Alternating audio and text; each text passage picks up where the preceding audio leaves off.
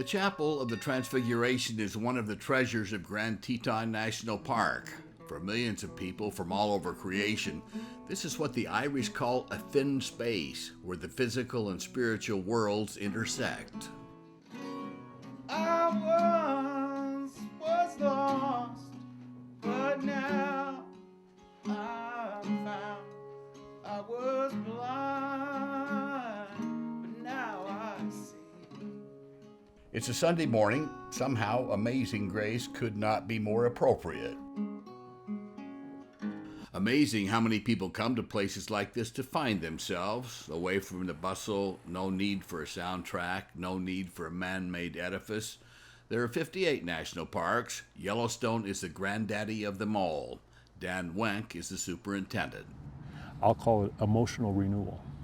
But I think for everybody it can be something different, and I think they can find their place in this environment to recapture something that maybe they've lost. We would absolutely miss it. It's good for your soul to be out here in the wild and out in the nature. Well, I just came here because I wanted to see Old Faithful, but I didn't have any spiritual feelings behind it, no. They come to Yellowstone for the 10,000 thermal pots, and especially for Old Faithful, but usually they come back for the animals. We did see a big bison right next to our car. He was humongous. He was 3 times the size of our car. He was right on the road. Many visitors seem to have lost their fear of wild things, like black bears, until the bears start running in their direction. It's conflicts like these between the animals and humans that give park rangers nightmares. The bigger worry, though, is the press of the crowds. There were over 4 million visitors last year. That if the mothers get scared, if they feel the babies are threatened, they will trample you.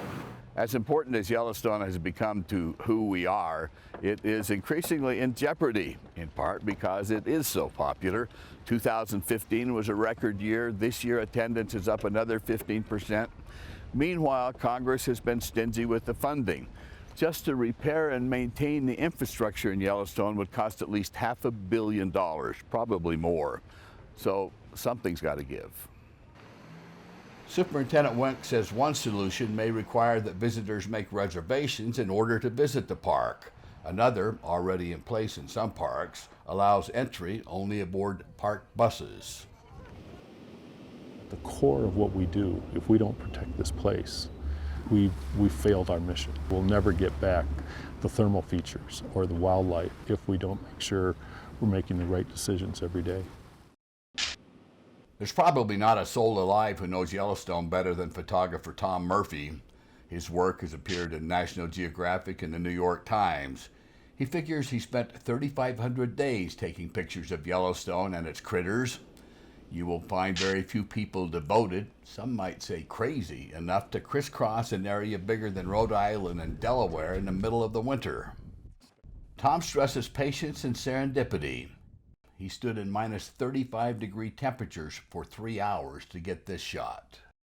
My definition of God is the force of life, whatever that is, whatever level, from the bacteria on my hands, to me, to giraffes, to that tree. That's God. So there's a continuity, there's a power, there's a interrelatedness to this whole world because of this force of life, whatever it is.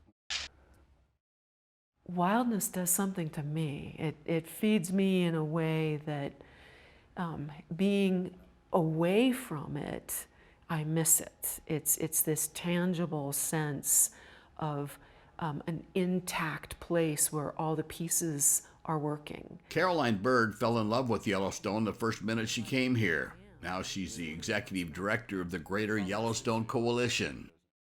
The problem, as she sees it, is that the boundaries of Yellowstone were drawn up to meet the demands of man rather than the demands of nature. In other words, grizzly bears can't read boundary markers.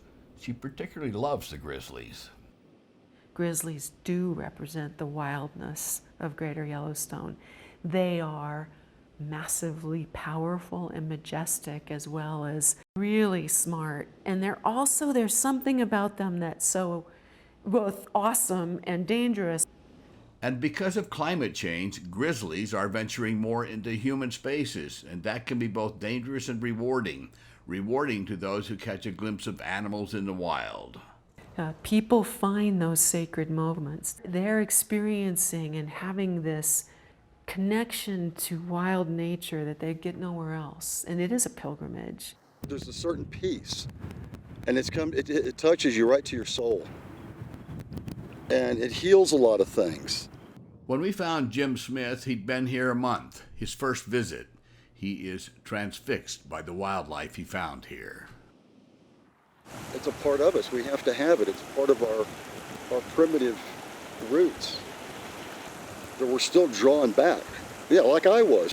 He says the experience for him has been transformative. By all rights, we shouldn't really even be here, you know? We should back out, tear out the roads, and leave it, you know? But at the same time, humanity needs this. People do need this badly. People come here, and I think the most important thing I've learned from other people is they feel at peace here.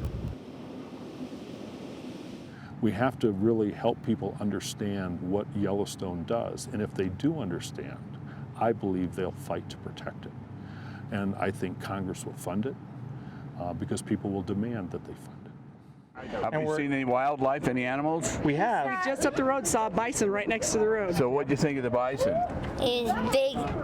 For George and Jennifer Dibble, Yellowstone is a classroom for their 3 kids to learn that God is still out there. Yellowstone is showing you how creation goes on and on and on. Even now, you know, that life is still, that cycle's continuing, and we get to come and show our kids that. And I love the fact that we can bring our kids here. It is a religious moment, a sacred moment that takes us all back to a place that you don't get to see in most of the civilized world. For Religion and Ethics News Weekly, I'm Lucky Severson in Yellowstone National Park.